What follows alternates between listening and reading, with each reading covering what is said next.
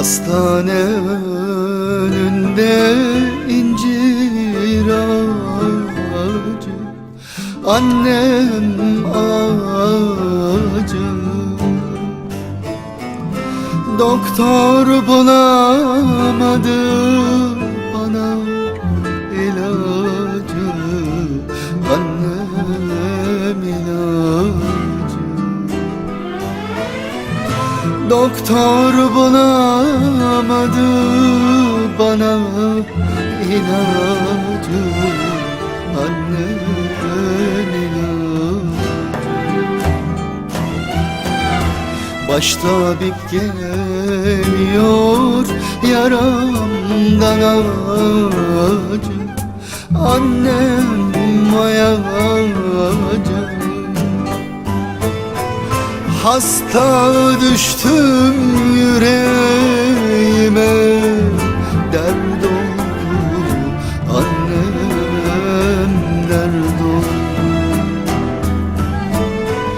Ellerin vatanı bana yurt oldu, annem yurt oldu.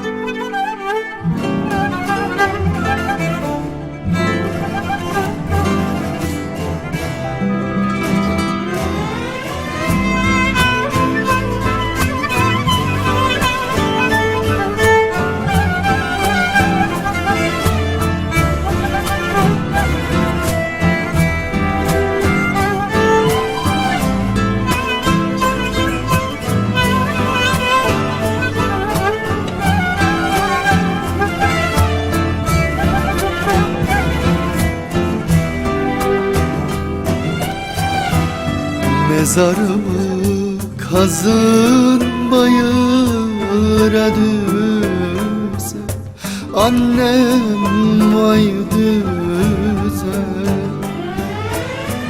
Yönünü çevirin sana dan yüze, annem vay yüze.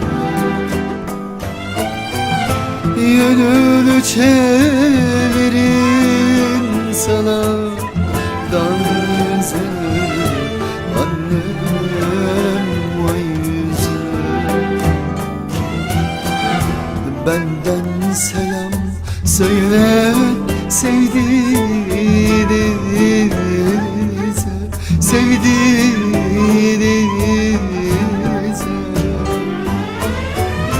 Başına koysun karalar, bağlasın annem, bağlasın. Gurbet elde kaldım diye ağlasın annem, ağlasın. Garip kaldım yüreğime, dert oldu annem, dert oldu.